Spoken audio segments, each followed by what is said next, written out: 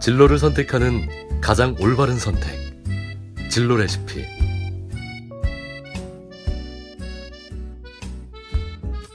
안녕하세요. 진로 레시피입니다. 2011년 교육과학기술부의 어떤 조사에 따르면요.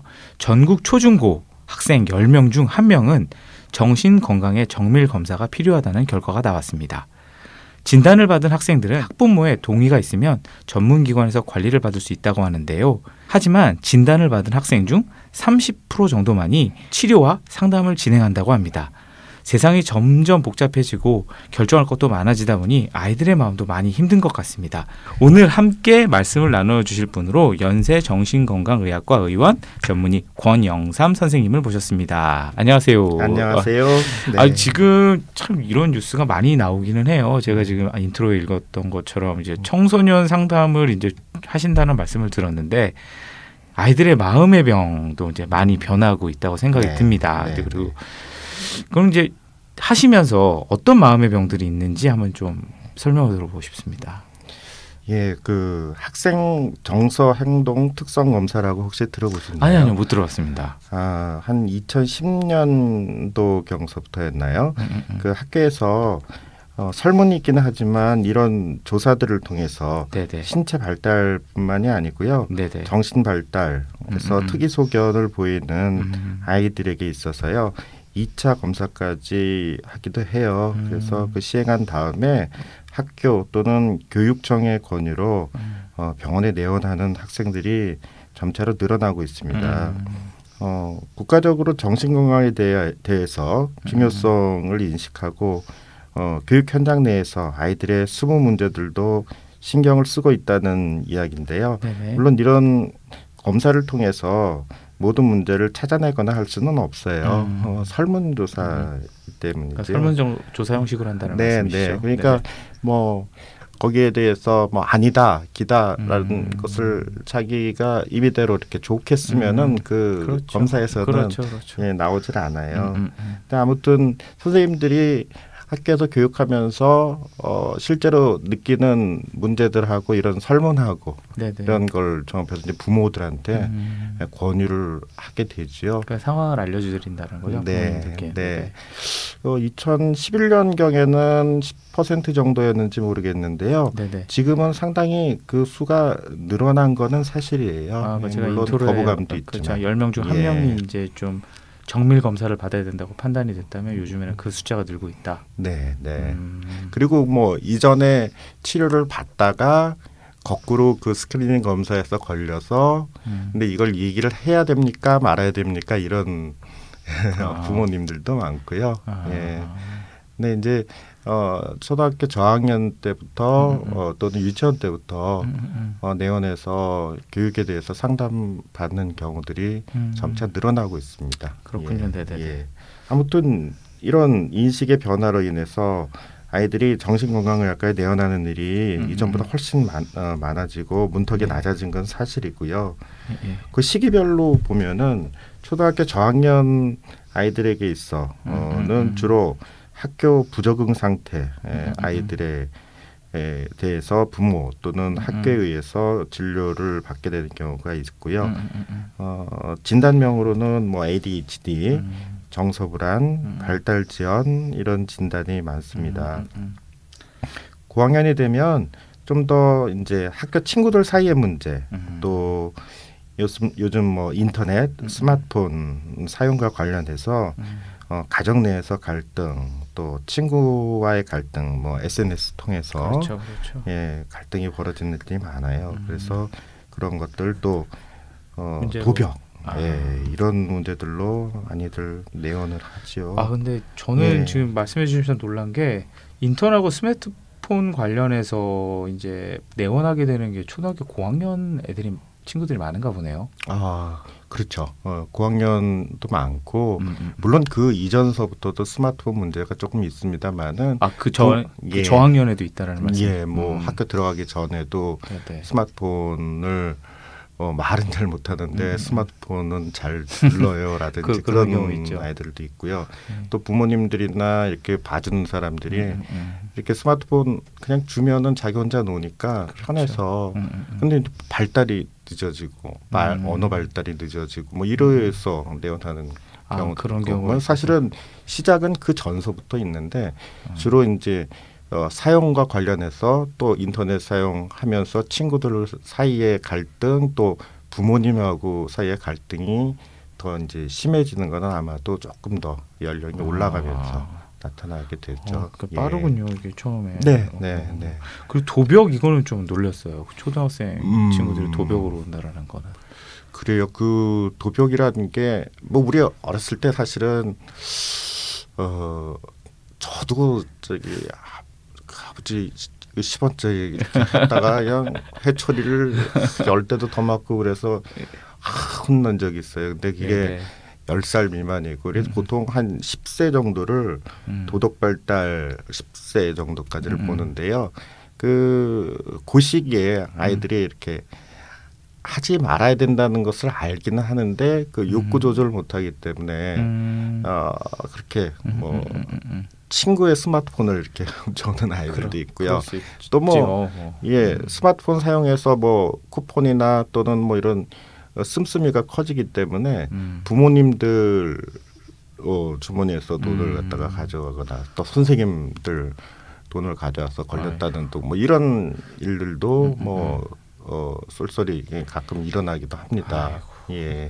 그럼 중학교 학생들은 어떤 쪽으로 했는지 좀 부탁. 중학교 이제 고등학교, 중학교 뭐 이 정도 가면은 중학교 가면 소위 중학교 뭐 2학년 중2병 이렇게 얘기하잖아요. 학원 문제 또 뭐 진로, 이제 고등학교 진학 문제, 또 친구 사이들의 문제가 좀 더 이렇게 복잡해지죠. 예. 그리고 인터넷 사용 문제 물론 더 많아지고요. 또 친구들 사이에 이제 집단 따돌림 뭐 많습니다. 뭐 그런 관련된 용어도 많이 은따, 왕따, 은따, 뭐 전따 뭐 이런 그런 게 얘기들도 있죠. 있고요. 그래서 이제 또 학교 폭력 집단으로 한 아이를 뭐 무언의 폭력 이렇게 따돌린다든지 아니면은 실제로 폭력을 가해서 학교 폭력과 관련된 문제로 상담 받는 내원하는 경우도 많이 있고 피해자도 있고 가해자도 있고 그렇습니다. 예. 그럼 이제 고등학생들은 어떤 문제로? 고등학생이 되면 이제 이런 문제가 좀 더 진행하죠. 그래서 또 이성 문제도 물론 중학교 얘기하는 경우도 많이 있습니다만은 또 진로, 학업 고민, 또 학교 적응 이런 문제로 이제 그때는 이제 본격적으로 뭐 우울증이라든지 강박증이라든지 자해를 한다든지 섭식장애, 뭐 폭식을 한다든지 또 보통 이제 성인기에 들어가면 성격 장애라고 부르는데 이 시기서부터 그런 어떤 성격의 어떤 독특한 특징, 부적응적인 성격의 특징들을 보이는 아이들 그렇게 해서 문제를 나타냅니다. 예. 그럼 이제 초중고를 지금 설명을 해주셨는데요. 그 초중교가 좀 이렇게 뭐라 그럴까 따로따로 노는 게 아니라 이렇게 연결되는 것 같아요. 초중고 초등학생 같은 경우 이제 개인으로서 이제 개인이 점점 사회화되는 과정 속에서 어떤 문제가 점점 마음으로 들어와서 마음의 병이 되는 것 같은데 제가 어떻게 지금 설명 들으면서 이해를 잘하고 있는 건가요? 예, 맞습니다. 뭐 초등학교 시기, 중학교 시기, 고등학교 시기라 그래서 뭐 어떤 문제가 이렇게 딱 있다라고 할 수는 없고요. 연속선상에 있는데 좀 더 이제 진화한다라고 봐야죠. 예. 그리고 이제 발달의 문제가 있는 경우에는 어릴 때부터 이제 알아서 거기에 따라서 이제 특수 교육에 들어간다든지 뭐 그럴 수 있겠지만은 그 이후의 문제들은 누구나도 이렇게 환경이나 주변 환경이나 이런 것들에 따라서 이런 문제들을 가지게 될 수가 있지요. 예. 근데 이제 그 학부모님들 내원할 경우 이제 아이들이 이제 혼자 내원하진 않을 것 같아요. 그러니까 보통 이제 중고생들만 해도 그러니까 저도 아이를 키우는 입장에서 중고생만 해도 이제 내과나 가면 이제 감기 때문에 온 애들 혼자 오는 애들의 경우가 있는데 이제 정신과 같은 경우에는 혼자 오는 경우가 없고 부모님이랑 같이 올 것 같은데 그러니까 학부모님들의 마음이 같이 이제 선생님을 뵈러 딱 들어갔을 때 되게 아플 것 같아요. 제가 상상만 해보더라도 그래서 학부모님들께는 좀 어떤 말씀을 좀 주로 해주시는지 선생님께서는. 저도 예, 중학교 제 아들이 중학생입니다. 중학교 학생을 남자아이 키우는 부모로서 참 그 입장이 이렇게 굉장히 난감하고 말하기가 힘들고 굉장히 긴장되고 그럴 것이다라는 거 저도 그런 점에서 동감하고요. 네네. 근데 아무튼 아이들이 힘들어해서 보통 오기를 꺼려하는 병원까지 왔으니 부모님들의 마음이 얼마나 그러니까요. 힘드시겠어요. 그래서 이제 얘기를 하다 보면은 이렇게 잘 듣다 보면 동조를 잘 하고 그래야지 이제 얘기들을 이렇게 점점 하시지. 사실은 이렇게 첫 내원에서는 병원에 왔는데 왜 왔지? 무슨 이유로 왔지? 이렇게 그걸 갖다가 알 수 없을 정도로 이렇게 방어적인 부모들도 많아요. 그러니까 왜 왔는지조차 목적을 모를 정도로 자기 얘기를 안 하는 거죠. 애가 뭐 이제 문제를 일으켰는데 그래도 가족사 얘기라든지 부모의 자기가 어떻게 키워왔지 이런 것들도 이제 상담을 하게 되는데 자기 얘기들을 잘 안 하시게 되죠. 학부모님들 자체도 저도 그럴 것 같아요. 내 얘기하기 힘들죠. 그럼 자기 아이 얘기도 하지 않으시고 자기 아니 애들 얘기들 이런 문제 때문에 학교에서 가보라 그래서 왔어요. 근데 가보라 그래서 왔는데 나 왜 왔는지 모르겠어요. 이런 경우도 있어요. 그럴 수 있겠네요. 근데 얼마나 힘들면 그러겠어요. 그러니까 저도 그럴 것 같네요. 또 듣다 보니까. 그래서 이제 그 아이들이 점차 이제 대하는 세상이 사실은 뭐 과거 내가 어렸을 때 세상에 비해서는 많이 물질적으로나 많이 좋아지고 발전되는 면이 그렇죠. 분명히 많죠. 그리고 또 하지만 막상 애들은 그 안에서 배움을 하고 성장을 해야 되는데 이게 굉장히 더 복잡해지고 더 벅찬 일이 더 많아지고 있고 그러지 않은가 그런 생각을 하게 됩니다. 그래서 지금 이렇게 학생들이나 부모님들 상담하고 그래서 벌어지는 현상들 이렇게 보면은 아이들이 학업에서의 문제로 고민을 하고 있기도 하고요. 제일 많이는 학업에 대한 문제. 학업의 문제가 많고 또 그 스마트폰이나 인터넷 사용과 관련된 스마트 세상에서 게임, 스마트폰 중독 이런 문제들을 많이 나타내고 있죠. 또 그런 아이들을 보면서 우리 부모들도 같이 힘들어하고 마치 이렇게 뭐 이 거대한 파도에 같이 휩쓸려가는 것 같은 그런 그리고 근데 그것조차 이렇게 잘 알지 못하면서 힘들다 이거 왜 이러지 이런 모습으로 이렇게 비춰질 때가 있어요. 당연히 그러니까 우리 부모님들도 애가 그렇게 힘들어하니까 같이 마음이 힘들고 아플 수밖에 없죠. 내가 지금 아이 교육을 뭘 잘못하고 있는 게 아닌지 뭐 이런 고민 당연히 하게 되고요. 또 학업 문제 같은 경우에는 학원 어떻게 보내야 되는지 언제 보내야 되는지 더 시켜야 되는지 아니면 이거 시키면은 또 독이 되는 건 아닌지 이런지 저런지 뭐 이렇게 갈팡질팡하면서 상담을 하면서 쭉 하다가 그러면 언제부터 학원을 다시 시작해야 되나요? 뭐 이런 얘기를 하기도 하고요. 그래서 갈팡질팡 어느 게 더 좋습니까? 이런 질문들을 많이 해요. 그래서 이렇게 막 그런 어떤 파도에 떠밀려 가고 있는 그런 느낌. 근데 이제 저는 이렇게 말씀을 드려요. 사실은 뭐 힘든 거는 뭐 그 마음의 고통이라는 것이 상대적인 것이 더 많거든요. 어떤 상황에서든지 또 뭘 바라는지 어떤 상황에서 뭘 바라는지 그 기준이 어디에 있느냐에 따라서 달라지는 거예요. 사실은요. 아무리 학업 또는 뭐 이런 여러 가지 다른 문제를 가지고 있는 아이들이라고 하더라도요. 사실 생각해 보세요. 저 시리아 난민 애들 뭐 이런 애들 또 뭐 저 아프리카에서 잘 이렇게 케어받지 못하는 그런 애들 비교할 수 없잖아요. 우리 애들 훨씬 행복하거든요. 물질적으로 그럼요. 네, 물질적으로도 그렇고 정신적으로도 글쎄요. 그 뭐 비교하는 그런 연구들도 있습니다만은 이렇게 그냥 객관적으로 봤을 때는 훨씬 행복한 건 사실입니다. 그러나 이 또 주관적으로 보면 이 사회 내에서 그들이 학교에서의 적응, 또 세상에서의 적응, 뭐 이런 이 변화에 적응을 잘 못하고 있는 거겠죠. 그래서 그런 거예요. 그래서 어떻게 절대 빈곤이나 전쟁 뭐 이런 들에 있는 사람들과 비교해서 어떻게 더 고통스럽다라는 얘기를 할 수 있겠어요. 그렇죠. 그래서 이게 이제 상대적인 문제라는 거죠. 기준의 문제. 그 마음의 아픈 거는 어떤 상대적인, 그러니까 내가 그렇죠. 누가 비교하고 뭐 이런 문제라는 것이죠. 그래서 학부모님들한테도요, 아이들에게 기대하는 내 기준, 내 태도를 좀 살펴볼 필요가 있지 않은가, 뭐 이렇게 설명을 해드린답니다. 그리고 내 안에 만들어진, 그리고 사회에서 만들어진 기준에 꼭 들어맞지 않는다고 해도요, 그래도 우리 애들은 또 크고 있고 잘 클 수 있고 또 스스로들은 행복해할 수 있다라는 그런 생각, 믿음을 가지는 것도 굉장히 중요할 거라고 생각합니다. 그리고 우리 아이들이 그런 어떤 기준, 어떻게 살아야 된다라는 기준, 그런 기준을 갖다가 이제 가지게 되는데 우리 부모들이 그 기준을 갖다가 도와줘야 되는 거죠. 기준을 어떻게 조정하고 문제를 또 해결해 가는 방식. 네. 근데 이게 부모의 태도를 많이 고스란히 배운답니다. 그렇죠. 그래서 우리 부모가 살아가는 방식, 생각하는 방식을 잘 보여줘야 된다고 생각을 해요.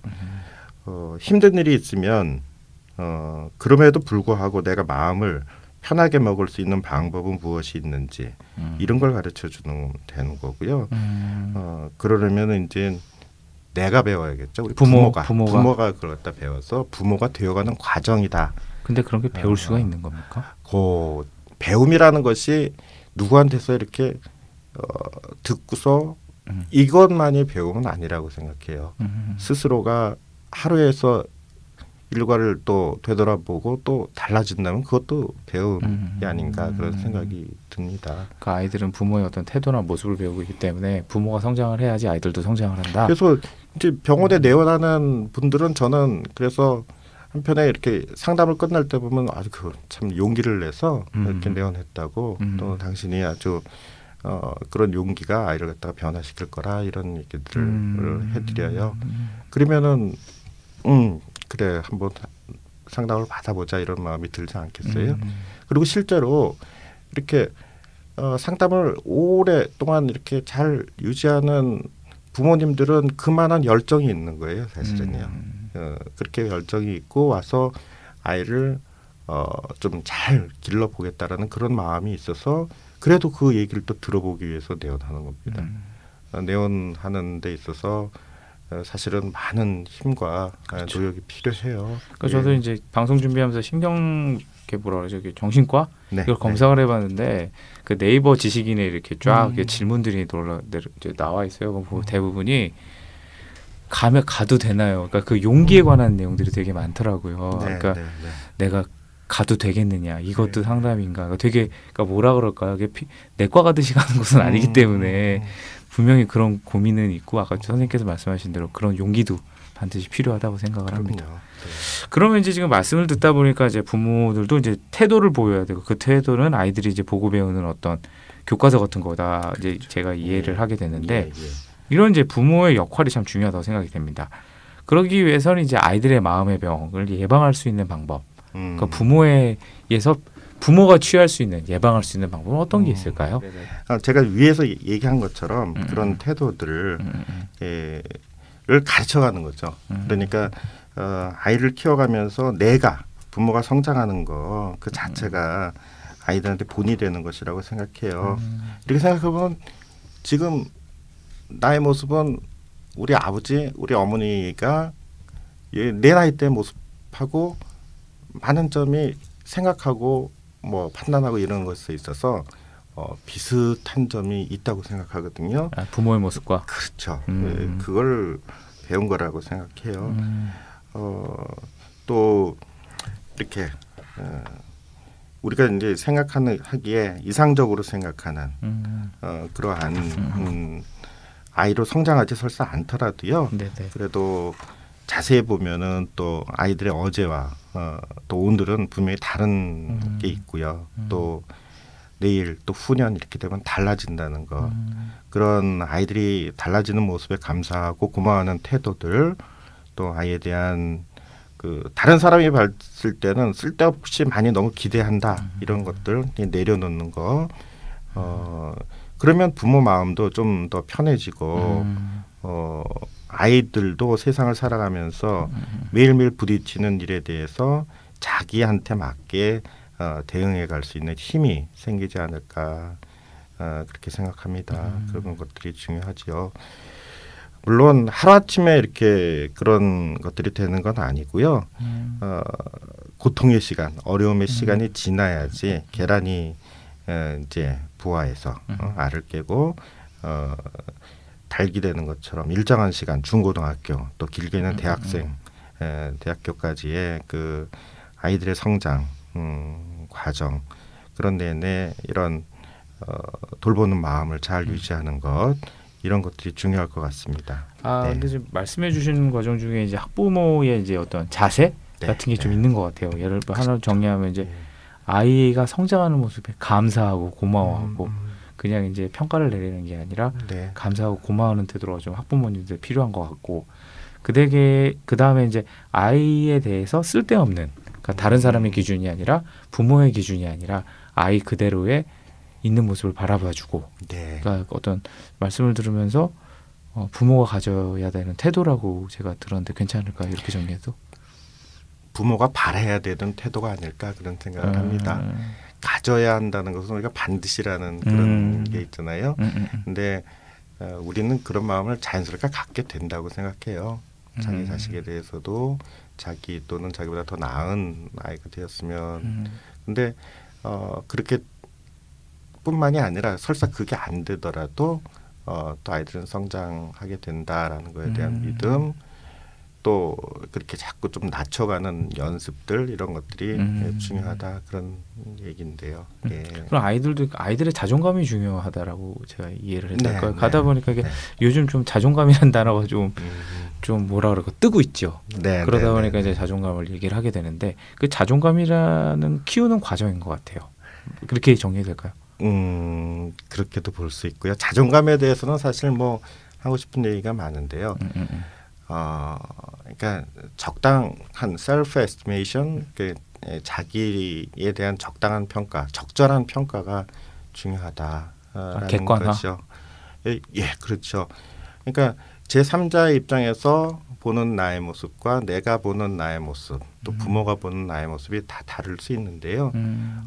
그런 것들에서 남들이 어떻게 볼까 하는 나의 모습에 대해서 너무 전전긍긍하고 이러면은 자존감이 흔들리게 될 수가 있죠. 근데 중요하지 않은. 근데 그런 생각을 저도 하게 되더라고요. 성인이지만. 그럼요. 그런 것들을 중요하다고 생각하기 때문에 우리 아이들도 나도 모르게 그 자존감이라는 것이 그 이상적인 자아하고 현실의 자기 자신에 대한 적절한 그런 평가인데요. 자기가 예를 들어 보면은 자기가 뭐 어떤 분야에서 뭐 잘 나간다, 잘한다. 뭐 그런데 1등은 아니다. 거기서 만족을 못하면 이 사람은 자존감이 불안정한 거예요. 1등만이 내 만족할 수 있는 기준이 되는 거죠. 그래서 아까도 말씀드렸지만 기준에 대한 얘기. 기준을 갖다 조금씩 내려놓고 그 다음도 사실은 행복할 수 있는데 그걸 위해서 그냥 그 순간의 노력과 거기에서의 만족이 중요한데 그게 안 됐을 때 전전긍긍하는 마음 이게 불안정한 자존감이다라고 저는 생각합니다. 어떤 기준을 어떤 타인이 만든 기준이나 이런 거에 따라서 가면 행복할 수도 없고 자존감이 낮아지는데 그럼요. 그것이 바로 우울증이나 허무함, 무기력감의 이유가 되는 거죠. 뭐 열심히 뭐 해왔는데 다 이거 안 된 것 같고 그러면은 시간은 지나간 거니까 돌이킬 수 없으니까 사람이 무기력해지죠. 돌이킬 수가 없으니까. 또 망했구나. 네. 이게 학습되고 반복되는 게 이게 부정적인 생각, 사고 그래서 우울증이 이제 감정과 생각의 어떤 부분이 있는데 부정적인 생각이 내 온 생각을 갖다가 지배하고 있고 자동적으로 떠오르고 이런다면은 기분도 늘 이렇게 우울하고 무기력해지고 그런답니다. 예, 그게 바로 우울증이 그게 학습되는 과정. 그게 중학교 때도 올 수 있고 고등학교 때도 와요. 예. 그러니까 아이들한테도 자기만의 기준을 갖게 하는 게 중요하겠네요. 그렇죠. 자기 기준을 이렇게 조절해가는 과정. 예, 늘릴 수도 있고 줄일 수도 있어요. 예, 자꾸 맞아요. 낮춰라라는 건 아니에요. 낮춰라는 건 아니에요. 그 기대를 안 하는 애들도 있어요. 굉장히 잘하는데 그냥 나는 뭐 요 정도만 하면 되지 하고 그러면 너의 기준은 여기까지 더 높여도 돼 이렇게 얘기해줘야 되는 경우도 있어요. 거꾸로요. 그렇구나. 그러니까 거기에 대해서 적절하게 이렇게 비춰주는 모습 부모로서 또 상담을 받으러 오면 이제 주로 이렇게 생각하는 게 너무 높고 현실이 안 따라가고 이래서 이제 힘들어해서 오는 경우가 많기 때문에 주로 좀 낮추세요 이런 얘기를 많이 하죠. 예. 부모님의 기준이나 이런 게 좀 중요한 것 같아요. 네, 듣다 보니까 네. 그 이제 좀 여쭙고 싶은 게 학부모의 관계를 통해서 네. 딱 지금 학부모가 굉장히 아이의 모델이 되는 것 같고 하나의 샘플링이 되는 것 같은데 이런 학부모의 관계가 좋아진다는 학부모의 모습을 통해서 어떻게 학생들의 우리 아이들의 마음의 병이 좋아졌던 사례가 좀 있을까요? 그렇죠. 많죠. 뭐 굉장히 치료 과정에서 좋아지는 애들은 다 보면은 부모님들의 태도가 또 아이들을 바라보는 그 시선이 많이 달라지는 경우가 많이 있는데요. 이제 비슷한 경우였는데 이렇게 부모의 태도나 부모의 역할에 따라서 이렇게 길이 달라질 수 있는 그런 경우도 있어요. 제가 지금 얘기하고 싶은 생각난 아이가 둘인데 하나는 둘 다 부모님이 이제 이혼을 했어요. 초등학교 시기에 이혼을 했어요.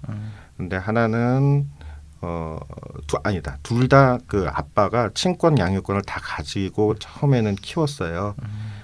근데 이게 아빠가 혼자서 다 키운다는 게 사실은 그렇죠. 예, 불가합니다. 예, 뭐 누군가 뭐 도움을 받습니다. 근데 뭐 그 자기 이제 그 어머님이나 아버님의 도움을 못 받고 이러면은 결국은 또 엄마한테 와요. 그래서 이제 몸 따로 마음 따로니까 엄마들의 역할을 갖다가 해주지 못하기 때문에 이제 엄마한테 오는데 이게 그러니까 두 아이가 둘 다 이제 초등학교 시절에 부모가 이혼을 했고 한 아이는 이제 부모가 받았어요. 엄마가 받아서 그 엄마가 회사도 그만두고 일정 기간 동안은 그 아이하고 호흡을 같이 했죠. 그래서 어느 정도 아이도 안정이 되고 이러면서 학교도 거부하고 학교도 잘 안 나가는 애였는데 이제 학교는 다니게 되고 가끔 밤새 스마트폰 하다가 학교에 뭐 결석하거나 지각하거나 이런 일은 있어도 학교를 안 가겠다는 얘기는 안 하죠. 근데 또 다른 아이는 이제 똑같이 엄마에게로 왔는데 엄마도 사실은 문제가 많이 있어요. 뭐 이 아이는 ADHD가 있었어요. 그래서 ADHD 있고 굉장히 충동적이고 도벽도 많고 이래가지고 아빠가 감당하기도 힘들었던 아이가 사실이에요.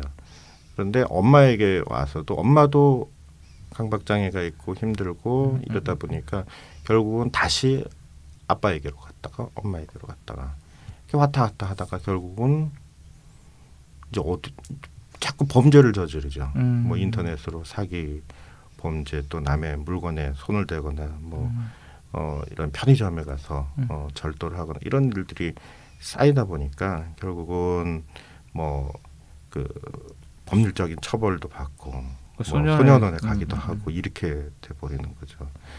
그래서 이렇게 부모가 이혼한 이후에 비슷한 상황이었는데 그 이후에 그 태도에 따라서 얼만큼 이렇게 아이들이 방향이 달라지는지 이런 예가 이제 생각이 나네요. 부모의 역할이 굉장히 중요하죠. 예. 그럼 지금 말씀해 주셨던 것처럼 이제 어떤 부모의 이혼이나 그러니까 예를 들면 아이들 같은 경우에는 근데 요즘 이혼하는 과정이 이혼하는 가정이 늘다 보니까 네. 근데 지금 말씀하시는 중에 이혼하는 과정은 늘고 있고 아이들은 엄마에게 배울 것도 있고 아빠한테 배울 것도 있다는 말이에요. 이제 이런 상황에서 그러면 이제 이 아이는 해결 방법을 어떻게 찾아야 되고 이 엄마 이제 뭐 보통 이제 뭐 이런 가정이 많다 보니까 이런 네. 가정에게는 어떤 좀 조언을 해줄 수 있는지. 사실 뭐 이혼 가정이라 그래서 아이들이 다 이렇게 힘들어져서 그렇죠. 삐뚤어지거나 이러는 건 아닙니다. 그럼요. 예, 그 과정 속에서 아이들이 잘 성장하는 아이들이 더 많답니다. 예, 근데 이제 부모들의 기본적인 태도는 부모가 이혼을 했지만 그거는 둘이 사이가 나빠서 이혼한 거지 아이를 맞아요. 버린 건 아니잖아요. 그러니까 늘 아이에게는 너는 똑같이 이전이나 이후나 사랑하기 때문에 한쪽에서 잘한다고 해서 한쪽 부모가 그 아이를 버리거나 그런 게 아니라는 것을 갖다가 늘 얘기해주고 같이 살게 된 부모 역시 그러한 전 배우자에 대해서 나쁜 이미지에 대한 얘기보다는 너를 지속해서 사랑한다는 그런 메시지를 주는 것이 굉장히 중요합니다. 그렇죠. 네. 이혼은 엄마 아빠랑 한 거지 너랑 한 게 아니다. 그리고 또 요새는 뭐 이렇게 거기에 이제 법에서도 그런 걸 갖다가 이제 정하고 있습니다만 주기적으로 이렇게 만나 보는 거 같이 지내는 시간을 갖다가 갖는 것이 굉장히 중요하다고 생각합니다. 이게 저희가 이제 방송을 준비하면서 아까 네이버 얘기를 잠깐 드렸는데 네이버 얘기를 검색을 해보면 제가 봤을 때 제일 많은 질문은 이거였어요. 그러니까 좀 선생님이 나오셨으니까 좀 여쭤보고 싶었는데 상담을 가고 싶은데 상담 기록이 남으면 상담 기록이 남아요? 라는 질문이 제일 많았어요. 그래가지고 이제 학부모님들도 되게 많으셨고요. 왜냐하면 아이들의 이제 미래가 있고 하니까 상담 기록에 대한 걱정이 되게 많더라고요. 그리고 이제 오고 싶어하는 친구들께 좀 상담을 받고 하고 싶은 분들도 이제 좀 긍정적인 부분이 많이 좋아졌으니까 이제 정신과에 대한 것도 그래서 이제 많이들 궁금해하시는데 이 부분에 대해서 상담 기록 존재 여부 이제 부담스럽다는 학생들이 있는데 이 부분에 대해서 좀 상담하고서 상담 기록이 남는 거는 사실이에요. 상담 기록을 남겨야죠. 그러나 상담 기록이 누구에게도 보여지거나 유출될 수는 없습니다. 개인정보법 또 의료법 이런 것에서 굉장히 철저하게 그런 것들에 대한 주의를 하고 있어서요. 누구라도 그 의무 기록을 열람해 볼 수는 없어요. 열람하는 건 본인 또는 법률적인 어떤 그 보호자, 대리인 이런 사람들이 아니면은요.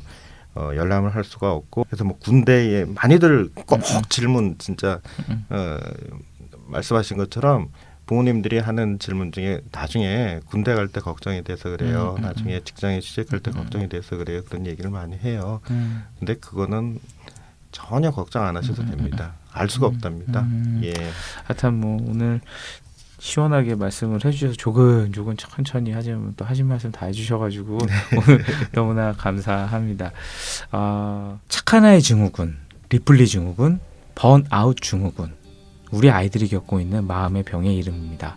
과도한 교육열이나 부담, 책임감을 전달하고 아이들을 부모 인생의 확장판으로 생각하면서 아이와 자신을 분리된 존재로 생각하지 못하고 계시다면 오늘 꼭 선생님께서 말씀해 주신 방법을 실천해 보시는 건 어떨까요?